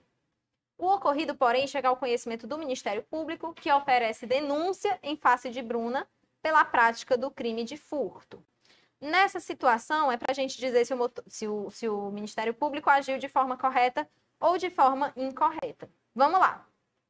Sempre que a gente for falar de crime contra o patrimônio cometido de um familiar contra o outro, eu queria muito que vocês lembrassem de dar uma olhada antes da prova, antes de sair de casa, dá uma pescadinha ali no artigo 181 até o 183 do Código Penal. Porque lá a gente tem as escusas. Escusa, professor, o que é isso? São situações nas quais uma pessoa, por uma razão ou por outra, não vai ser punida. Ou, para ser punida, vai precisar de algo que em situações normais não precisaria. Por exemplo, o furto, se fosse contra qualquer outra pessoa, o Ministério Público não precisava saber da opinião da vítima, não. Porque o furto é de ação penal pública incondicionada. O artigo 181 e o 182... 181 traz causas de isenção de pena, dependendo de contra quem o crime é praticado, crime patrimonial. E o artigo 182 fala sobre representação, necessidade de representação.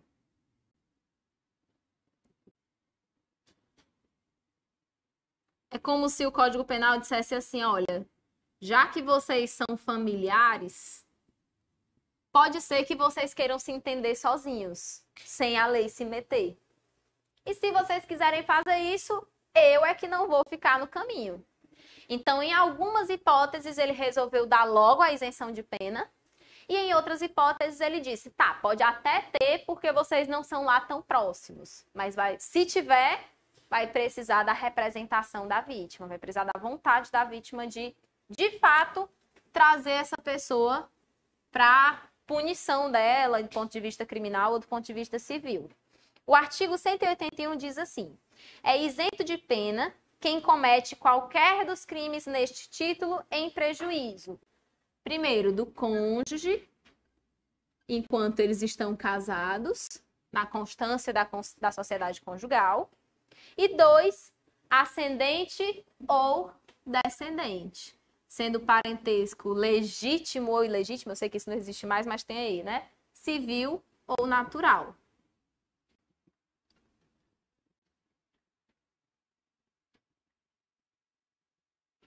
Por enquanto, encaixou em alguma dessas situações? Não, porque é uma relação de tia e sobrinha. Não é nem mãe, nem pai, nem vó para ser ascendente, e não é filho, nem neto, nem bisneto para ser descendente. E também não é cônjuge.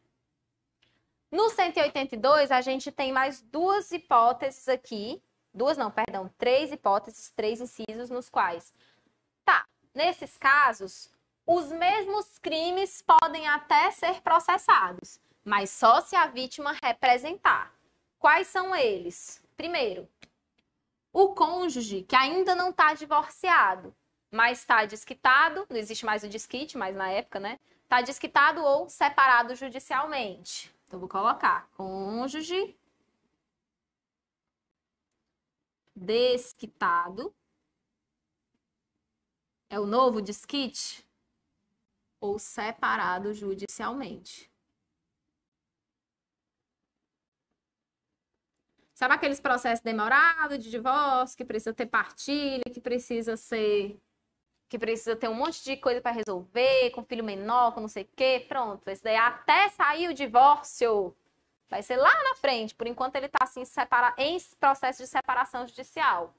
Se a gente tiver dessa forma, até pode ter processo, mas vai depender da vítima representar contra o seu cônjuge judicialmente separado. 2. Em relação a irmão, eu gosto muito que o irmão tá aqui, irmão legítimo ou ilegítimo. Vou colocar só irmão, porque não existe esse negócio de irmão legítimo e irmão ilegítimo. Isso é uma nomenclatura muito antiga em relação a ele ser irmão bilateral do mesmo pai, da mesma mãe ou não. Mas isso não existe mais, irmão é irmão sempre. Aí, irmão, eu gosto dele dizer, olha, eu sei que sempre tem na família o irmão carga torta. Se você não sabe quem é o da sua família, talvez ele seja você, né? Fazer o quê? Por causa disso, eu achei muito engraçado que a lei disse, tá, pode ser que vocês queiram fazer confusão com os irmãos, mas pelo menos represente Que aí a gente faz confusão e faz com gosto, tá ótimo. E o inciso 3 fala do tio ou sobrinho com quem o agente coabita. Coabitação. Professor, quer dizer que se eles não morarem juntos, tio e sobrinho não aplica? Exatamente. Aí a ação penal pública incondicionada de qualquer jeito. No artigo 183, a gente tem só os limites, certo? Para não ficar assim, sangria desatada. Porque às vezes a vítima é minha mãe, mas ela é idosa. E aí? Vai deixar o idoso desassistido só porque é minha mãe? Tem muito filho que faz coisa errada com a mãe, né? E não dá. O 3, tio, sobrinho, mais coabitação. Com quem o agente more junto, coabite. Aqui no 183 ele fala, olha, não se aplica o disposto nos incisos anteriores. Eu coloco assim, não haverá escusas se... Primeiro, no inciso 1 ele fala que se o crime é de roubo ou extorsão, ou se de qualquer maneira tem violência ou grave ameaça, já não pode ter escusa. Eu acho corretíssimo. Porque se você vai desculpar, né, escusa, se você vai excusar a pessoa, vai desculpar o que ela fez, é melhor que ela não tenha machucado ninguém e nem ameaçado de fazer isso. Pode ser um furto, um estelionato, assim, uma apropriação indébita, até um dano, que é violência contra coisa. Mas violência e grave ameaça contra a pessoa não pode.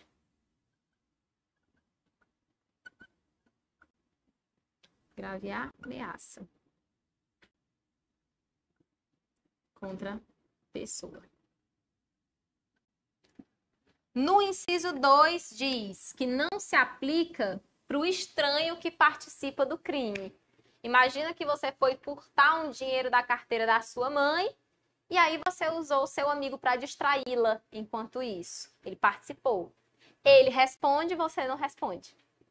Porque ele é o estranho, não faz parte da família mesmo. O artigo 181 e 182 queria preservar os laços familiares, o estranho não faz parte. Então, ao estranho que participa do crime, a pessoa que é fora da família, não tem aplicação da escusa para ele.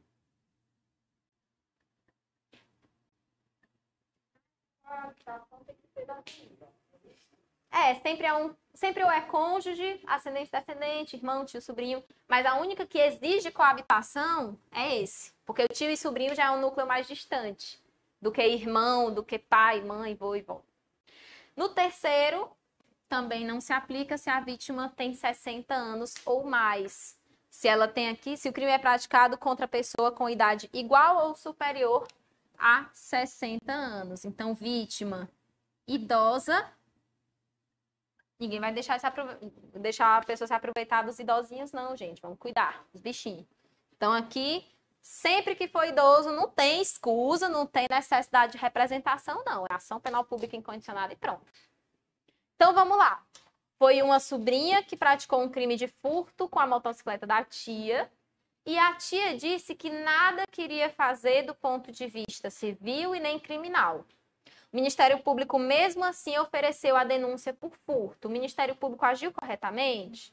Não.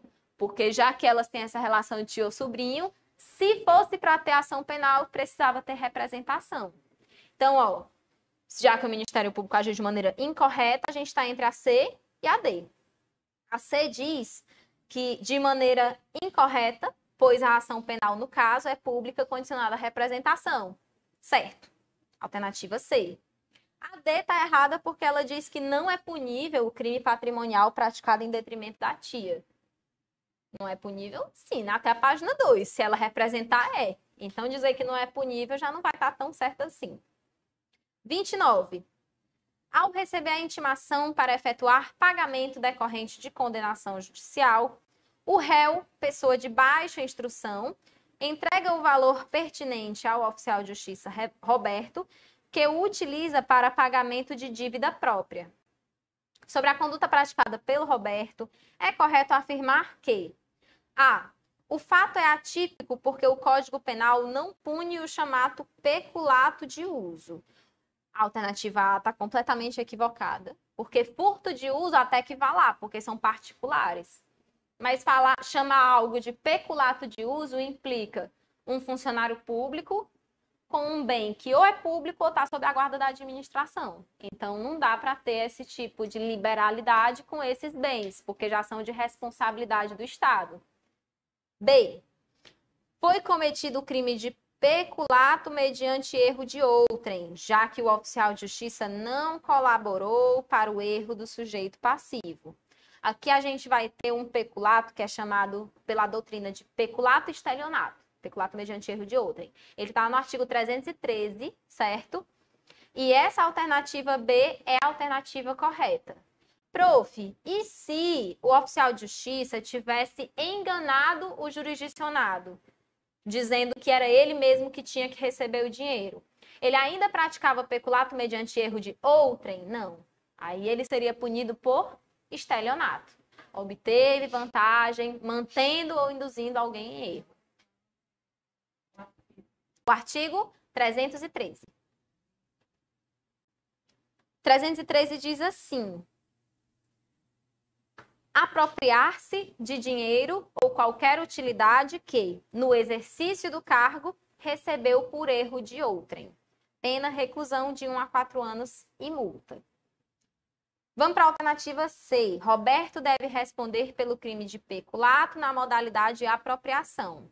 Se ele tivesse se apropriado desse dinheiro por qualquer outro modo que não fosse o erro da vítima, podia até ser. Mas como foi por erro de outrem, aí puxa para o peculato, para a espécie mais específica, que é o 313. E a D fala do que Roberto cometeu o crime de corrupção passiva porque recebeu vantagem indevida em razão do cargo. Anota aí, corrupção passiva só existe se a questão falar que o agente ou solicitou ou que alguém chegou oferecendo dinheiro para ele com vantagem indevida mesmo e ele recebeu.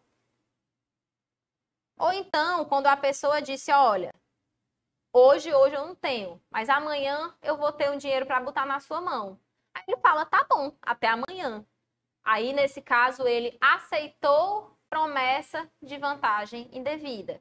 Então, a gente tem 3 verbos na corrupção passiva.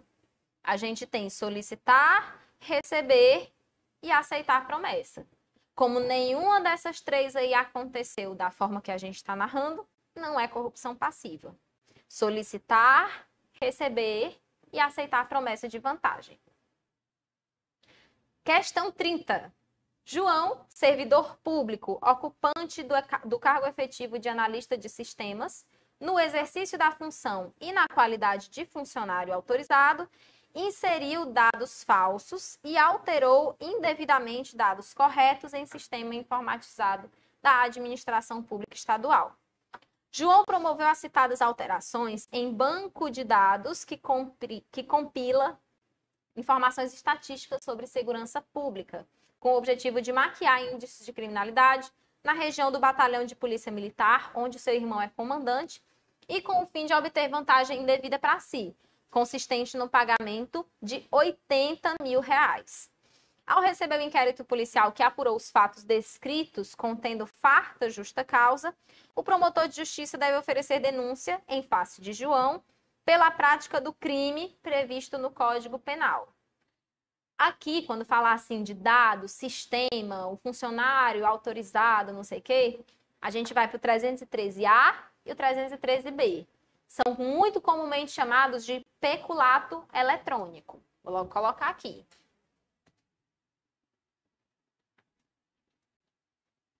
Como a gente já faz tudo por meio da internet, por meio de sistemas, o atentado contra esse tipo de informação que está guardada no servidor pode ser considerada gravíssima, né?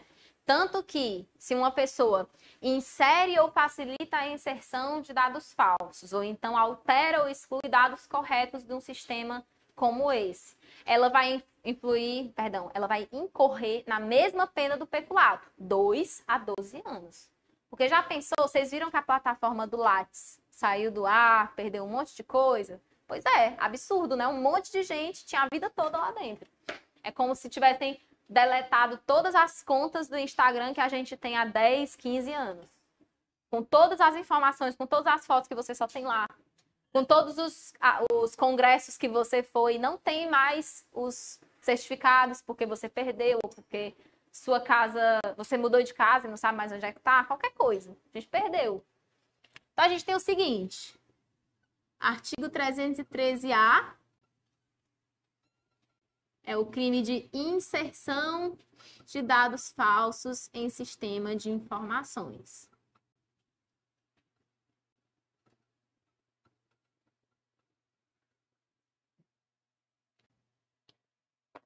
Como é que se pratica esse crime?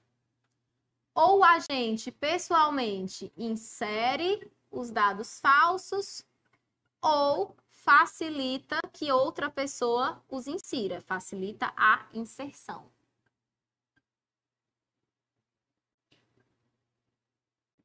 Nesses dois casos, dados falsos. Agora, se os dados são verdadeiros, como é que eu posso acabar ou prejudicar esse banco de dados?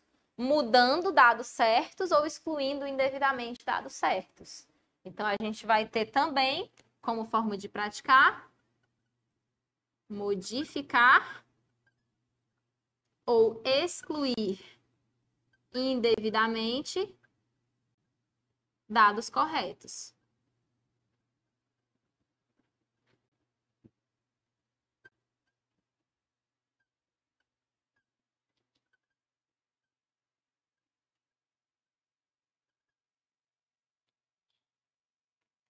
Ele pode ter ou o fim, a finalidade específica, de ganhar uma vantagem indevida ou de gerar dano para alguém, ou para a administração pública mesmo. Ele precisa ganhar vantagem indevida? Não. Ele precisa de fato causar dano? Também não. Ele só precisa ter essa intenção. A partir do momento que ele insere ou facilita a inserção de dados falsos, ou que ele modifica ou exclui indevidamente dados corretos, ele já vai poder ser punido pelo crime consumado. Olha o que diz o artigo 313-A. Inserir ou facilitar o funcionário autorizado a inserção de dados falsos, alterar ou excluir indevidamente dados corretos ou sistemas informatizados ou bancos de dados da administração pública, com o fim de obter vantagem indevida para si ou para outrem, ou para causar dano. Pena reclusão de 2 a 12 anos e multa. Então, vamos lá. Na questão 30, qual que vai ser o nosso gabarito? O crime é de inserção de dados falsos em sistema de informações. Então, nós temos A e B. Aí está dizendo na A que tem que se comprovar que o agente recebeu a vantagem. Na B diz que não. Qual é que está certo das duas? A alternativa B. É desnecessária a comprovação de ele realmente ter ganho a vantagem indevida. E por hoje, bonitos, nós vamos ficando por aqui. Acabamos dentro do tempo. Que coisa maravilhosa. Ai, obrigada. Obrigada. Obrigada.